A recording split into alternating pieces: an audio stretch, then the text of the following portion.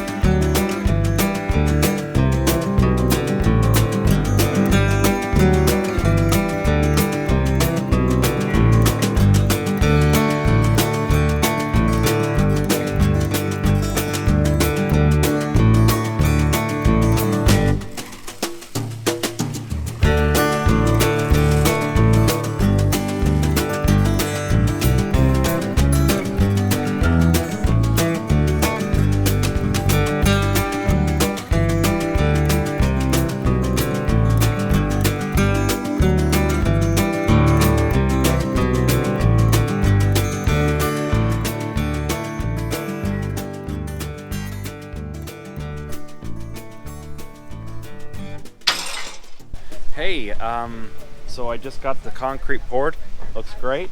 They just barely left, and I'm happy with the result. Got about a 12-inch strip right here. I'm gonna have a little bit of an issue with the grade. I wanted to have it nice and flat from the street here, the same elevation as this, so I'm gonna have to build it up over there a little bit. So I've also got a grade issue right here. So the existing height of these pavers that I pulled back, we're sticking up about 2 inches here. So I'm gonna have to kind of pull the pavers back quite a bit over here. So I'm gonna have to bring the grade up right through here.